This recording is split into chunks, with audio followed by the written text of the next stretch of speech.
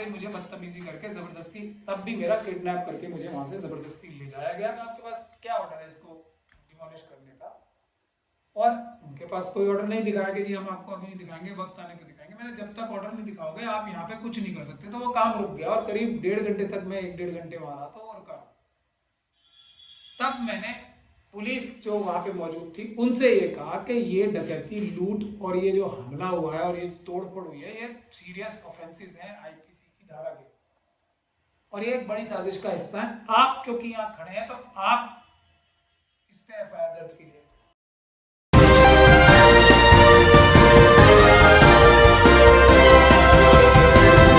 पलपल news से मैं हूं आपके साथ नदीम अकरम। लगातार लोगों के फोन कॉल और मैसेजेस आना शुरू हुए कि 250 साल पुरानी मस्जिद को जमींदोज किया गया और तमाम संगठन से जुड़े हुए लोग, तमाम राजनीतिक पार्टियां निकल करके सामने नहीं आई। अगर कोई एक मर्द मुजाहिद वहां पहुंचे तो वो थे एडवोकेट महमूद पराचा साहब, और उनको भी जब अरेस्टिंग दिखाई गई कि उन्हें अरेस्ट किया गया है तो तमाम लोगों के फोन कॉल आए कि पराचा साहब को कहां लेकर के जाया जा रहा है, अभी किस तरीके की अपडेट है, इसके बारे में हमें जानकारी दीजिए। तो एडवोकेट महमूद पराचा साहब मेरे साथ इस वक्त मौजूद हैं। तकरीबन रात के 10 बजे के आसपास उन्हें छोड़ा गया है और बात वहीं से की जाएगी जहां पुलिस प्रशासन ने कह करके उन्हें गिरफ्तार किया। सर, पुलिस प्रशासन का साफ तौर से आपसे सवाल था कि मस्जिद का मामला है, आप एक मुसलमान क्यों आए हैं? 22 करोड़ मुसलमान तो यहाँ है नहीं, हम तो 22 करोड़ मुसलमानों को देखेंगे। कैसे देखते हैं इन चीजों को? आप वहाँ खड़े हुए थे पास तो सुन रहे थे सब बातें।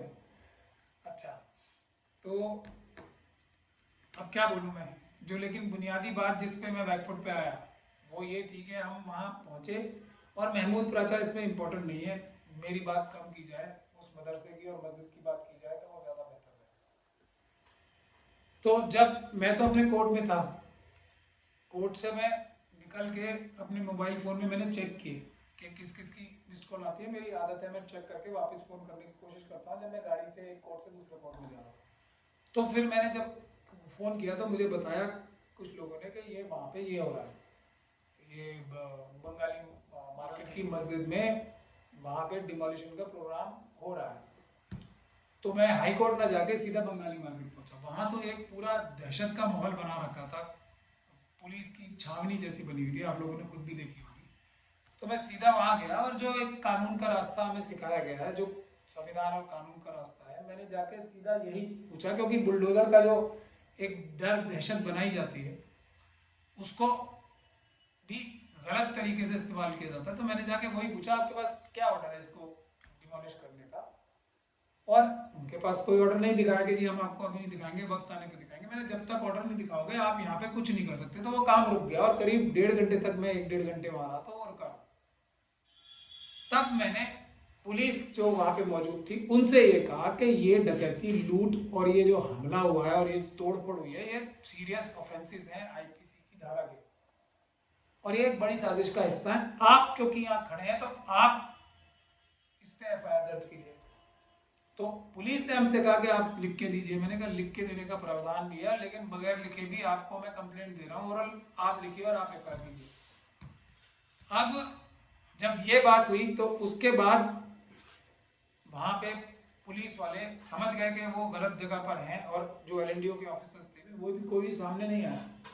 मैं यही कह रहा था कि अब अगर आप मुझे ऑर्डर दिखा दें, अगर वो कानून में मान्य है तो फिर मेरी कोई ताकत नहीं। जैसे मैंने मौलाना तौकीर रजा के टाइम पे जाके की थी, फिर मेरी कोई ताकत नहीं है। हम हो सकता है कि जो लोग यहाँ के इंतजामिया कमेटी के हैं वो सोते हुए मिले हों या उन्होंने गलती की हो कोई, आप मुझे दिखाएं तो सही, लेकिन उसको दिखाए बगैर आप करेंगे तो आप भी अपराध करेंगे। ये आपने देखा भी होगा, यही सब गुफ्तगू हो रही थी। और ये इस टाइम आप लोग एक तरह से डकैती कर रहे हैं और ये जो किसी की प्राइवेट प्रॉपर्टी है उसको तोड़ रहे हैं, सब सीरियस ऑफेंसेस। आप इस पर एफआईआर करें। जब उन्होंने नहीं की तो हमने फिर तब तक तो जो वहाँ के मस्जिद के तालिब इल्म थे, इमाम साहब थे और जो मस्जिद के जिम्मेदार थे, जो आम जिम्मेदार थे, जो नमाजी होंगे वहाँ पे, वो हमारे को आते, मेरे से आते एकदम वो जैसे बहुत खुश हो गए और उनको एक जैसे कोई मन मांगी मुराद मिल गई हो, ऐसा माहौल बन गया।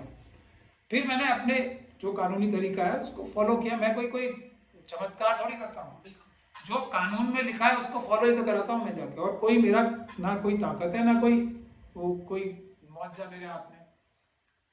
मैंने फिर जो इमाम साहब थे उनसे फ़ोन कराया 112 नंबर पे, 112 नंबर की कॉल कराई, 112 पे आई। हमने यही कंप्लेंट जो इमाम साहब से मैंने कहा कि आप इनको सच से पूरे हालात बताओ। उन्होंने बताया कि 6:30 बजे से आए, हमें कुछ दिखाया नहीं है और ज़बरदस्ती तोड़ फोड़ कर रहा है और हमारा सामान भी ले गए यहाँ से। वो बाकायदा कार्रवाई हुई, हमने डीडी नंबर तक मांगा उससे। पर ये सब कार्रवाई हो रही थी तो वहाँ पे जो वक्फ बोर्ड के जो ऑफिस बेरर्स थे, मैंने उन्होंने भी मुझे कहा कि जी यहाँ पे हमने इनको बता दिया कि कोई ऑर्डर नहीं है, कुछ नहीं है, हमारी ज़मीन है और ये सब गैर कानूनी हो रहा है, कोई हमारी सुन नहीं रहा है। तो मैंने कहा आप अपने वकील को बुलाओ। वजी शफी साहब का उन्होंने नाम बताया कि वजी शफी साहब जो है हमारे वकील है। मैंने उनको बुलाओ, मुझे कुछ कागज़ तो दो, मैं जो यहाँ पे मौजूद हूँ मैं क्या किस बेसिस पे बात करूँ। मैं तो मुझे पता लगा, मैं हमदर्दी में आ गया। और नदीम अशरफ साहब, आप भी मुझसे शायद एक बार ज़बरदस्त शिकायत इस बात की कर चुके हैं कि आप क्यों नहीं जाते मौके पे, कर चुके हैं आप, और आपके जो सामीन हैं वो भी कर चुके हैं।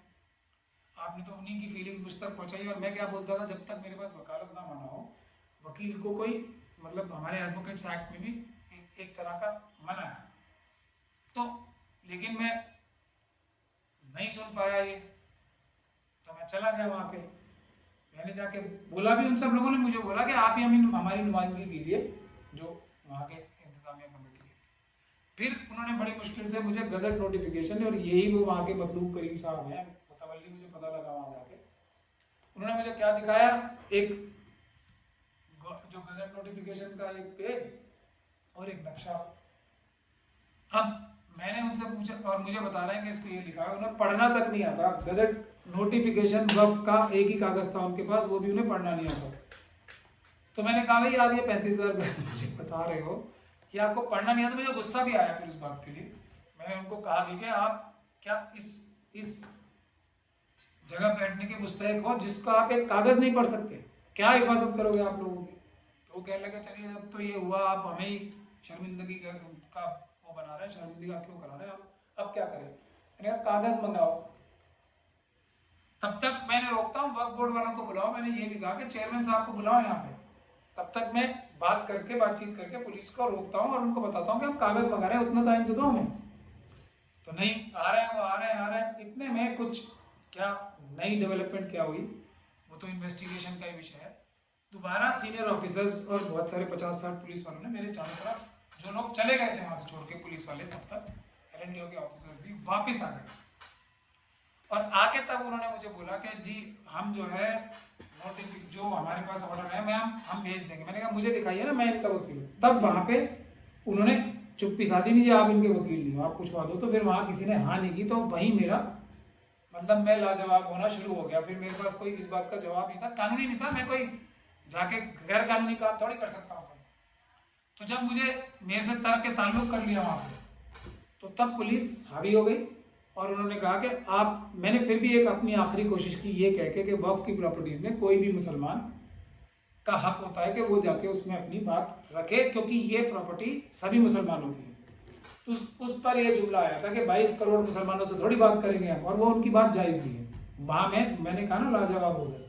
जब एक इदारा है इतना बड़ा, पार्लियामेंट के एक्ट में बनाया है, उसके पास इतनी ताकतें हैं, LNDO से बड़ी जमीन ओनिंग एजेंसी है, और उसके पास जो कानूनी ताकत है वो LNDO से कहीं ज्यादा है वक्फ बोर्ड के पास।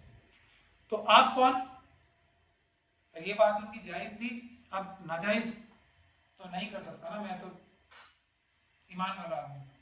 मुतवल्ली साहब यहाँ खड़े हैं, वो कह रहे हैं आप वकील नहीं हो। तो इसके बाद फिर मुझे बदतमीजी करके जबरदस्ती, तब भी मेरा किडनैप करके मुझे वहां से जबरदस्ती ले जाया गया, जिसको शायद आपने भी देखा है और आपने शायद उसकी वीडियो भी शेयर की है। सर जिस टाइम आपको ले जाया गया तो काफी देर तक जो आपके करीबी लोग थे उन्हें ये बताया ही नहीं गया था कि कहाँ लेकर के जाया जा रहा है, किस तरीके का ये रवैया था। अमूमन जब भी डिटेन किया जाता है तो ये बता दिया जाता है कि उस जगह पर लेकर के जा रहे हैं, वहां पहुंच जाएंगे। पर आपको किस जगह ले जाया गया, किस तरीके का रवैया आपके साथ पुलिस प्रशासन का था, क्योंकि उस बीच हमने देखा कि वो धक्का मुक्की करते हुए आपको गाड़ी में खींच करके डालने की कोशिश कर रहे थे। मैं वही कह रहा हूँ ना आपसे कि मेरे ऊपर जो भी ऑपरेशन होता है उस पर अमित शाह साहब खुद डिसाइड करते हैं और खुद ही फैसला लेते हैं। तो इतनी देर ये भी हो सकता है कि उन्होंने बातचीत की हो, वक्फ बोर्ड वालों से भी बातचीत की हो, या जो उनके जो, अब मैं दलाल का लफ्ज इस्तेमाल करूँ ना करूँ, जो लोग उनके पास मिलने जाते हैं, जिनके साथ बैठ के, मेरा ऐसा इल्ज़ाम है उनके ऊपर, वो इन सब चीज़ों की प्लानिंग करते हैं कि अब हम जैसे, क्योंकि देखिए जैसे ही मिलते हैं, एक बड़े मौलाना मोहन भागवत जी से मिले, तुरंत बाबरी मस्जिद की जजमेंट आई, उनकी स्टेटमेंट्स आई कि हम अदालत का हर फैसला कबूल करते हैं, और उन्होंने ये तक कहा बाद में कि हम तो मुकदमा जीत गए हैं। बाबरी मस्जिद का मुकदमा, वो बड़े दलाल जो हैं आरएसएस के, वो ये उनके बयान हैं कि बाबरी मस्जिद का तो हम जीत चुके हैं मुकदमा। और उसी तरीके से अभी छोटे दलाल गए थे अमित शाह जी से मिलने, और उसके तुरंत बाद आप देख रहे हैं क्या कार्रवाइयाँ शुरू हो गई हैं। तो मुझे ऐसा, मेरा इल्ज़ाम है इन लोगों पर, ये जाके प्लानिंग करके बताते हैं कि किस तरीके से आपको ये लोगों को पकड़ना है। ये वक्फ बोर्ड के चेयरमैन है, इनको आपने वैसे ही दबा रखा है क्योंकि इनकी चोरियां इतनी पकड़ ली हैं आपने, या ये वैसे भी लालची आदमी है, इनको लालच दें या डराएं और वो काम करें। और हम वहां पहुंच गए तो हमें ये कहलवा दिया गया, और ये इसमें वक्फ बोर्ड के चेयरमैन साहब का 100% हाथ होगा कि हम आपके हैं कौन।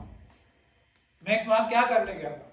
मैं अपना कोर्ट का केस छोड़ के वहां क्या करने गया था? जो काम उनका था, जिसके लिए उनको पार्लियामेंट के एक्ट की ताकत मिली है, वो करने गया था, क्योंकि वो नाअहली कर रहे हैं, वो बेईमानी कर रहे हैं, वो चोरी कर रहे हैं। आके मुझे हटाने का ही काम किया ना वहां से, इससे वो बहुत सुरखरू हो गए। तो अभी टाइम आएगा उनका भी। और ये अल्लाह के माल से जो वो गद्दारी कर रहे हैं, जो दुश्मनी कर रहे हैं, उसका अंजाम उन्हें, मेरा तो ये मानना है, इस दुनिया में मिलेगा, उस दुनिया में मिलेगा। थोड़ा सा अंजाम वो भुगत चुके हैं, आगे बहुत सारा भुगतेंगे। हमारे पास उनके खिलाफ बहुत ज्यादा सबूत ऑलरेडी मौजूद है। क्योंकि इस तरह ये तस्वीर भी देखने को मिली कि जैसे ही आपको डिटेन करके ले जाया गया, उसके तुरंत 2 मिनट बाद जो है वक्फ बोर्ड के चेयरमैन वहां पहुंचते हैं, और जब उनसे मैंने खुद बात की तो वो ये कहते हैं कि पराचा साहब तो नेता आदमी है भाई, सब जगह जाते हैं। मैं क्या कह रहा हूँ, ये परफेक्ट टाइमिंग कब होती है? जब कोऑर्डिनेशन से सारे काम हो, जब अमित शाह जी, जो उनके दलाल हैं, मौलाना महमूद मदनी, इन सब ने बैठ के प्लानिंग की होगी कि इसको ऐसे यहाँ से रोका जा सकता है। तो मैं कहीं नेतागिरी करने जाता हूँ, मैं नेता बन गया वहां जाकर। मैं तो वहां जाने में जब कोई नहीं जा रहा था, वहां मुझे एक आदमी नजर नहीं आया। बताइए ना, इतने बड़े बड़े लीडरान हैं, इतने बड़े बड़े, आपने खुद इस बात को कहा, वक्फ बोर्ड की तो जिम्मेदारी है ना, वो तो पब्लिक सर्वेंट है, उनके पास प्रोटेक्शन है। उनमें से कोई नहीं था वहां पे। अपने जूनियर ऑफिसर्स को वहां भेज दिया, जो वहां पे बात भी नहीं करने के मतलब हौसला जुटा पा रहे थे। तो ये जिम्मेदारी किसकी है? मैं नेतागिरी करने गया था, या मैं कोई खतरा मोल लेने गया था वहां पे? और किसके लिए खतरा मोल लेने गया था, और मुझे क्या मिला? जैसी बेइज्जती मेरे साथ नहीं हुई वो मैंने झेली ना, लेकिन सामने से नहीं। पुलिस वाले मुझसे नहीं कर रहे थे मेरी बेइज्जती, तब तक मेरी बात कानूनी और सुन रहे थे ध्यान से, उनके पास कोई जवाब नहीं था उसका। कब की बेइज्जती उन्होंने मेरी, कब बदतमीजी की मुझसे, जो आप सब लोगों ने देखी, जब इधर से ये बोल दिया गया कि हम आपके हैं, और उसके जिसने बुलवाया था वो 2 मिनट बाद आ गए फिर वहां पे। अब इन लोगों को मैं दलाल ना कहूं तो क्या कहूं? और मुझे ये मेरे ऊपर हमले कर लें, मुझे आप नेतागिरी करने के लिए बोल दो, मैं तो कह रहा हूं, मुझे आप कुछ भी बोल लो, मेरा कितना भी नुकसान कर लो, जिस काम के लिए आपको जनता ने बनाया है, उन मस्जिदों की, मदरसों की, कब्रिस्तानों की, वक्फ प्रॉपर्टीज की हिफाजत तो कर लो। ये है मुद्दा। महमूद प्राचा मुद्दा ही नहीं है। मैं बुरा आदमी हूं, मैं तो कह रहा हूं ना, मैं तो एक गुनाहगार आदमी हूं। मैंने कब कहा कि मैं नेता हूं या मैं बड़ा आदमी हूं? मैंने तो बहुत कुछ छोड़ा है।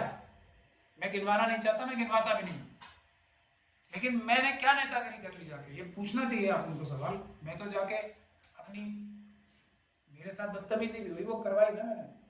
लेकिन अब मुद्दा ये है कि या तो वो बचाएं उसको जाके। मेरा कहना ये है कि LNDO के ऑफिसर्स के ऊपर, NDMC के ऑफिसर्स के ऊपर, जितने पुलिस के लोग वहां मौजूद थे, मेरा ये दावा है कि वो गैर कानूनी काम कर रहे थे, वो अपराध कर रहे थे। डॉक्यूमेंट सारे वक्फ बोर्ड के पास है, या तो वो कराएं उनके खिलाफ क्रिमिनल केस, ताकि बाकी मस्जिदों और मदरसों पे जो 123 के लिए हम काम कर रहे हैं ना, उस पर इस तरह के हमले ना हो, या किसी अच्छे वकील को करने दे, या मुझे ही करने दे।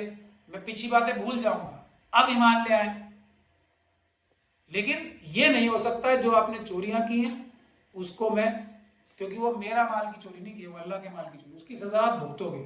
लेकिन अगर आप में ईमान का इतना सा भी जर्रा बाकी है, ये उन दलालों में भी और ये वक्फ बोर्ड के चेयरमैन में भी, तो अब कम से कम हमें ठीक करने दें, कुछ तो मदद करें, मदद ना करें तो पीठ में चाकू ना मारे कम से।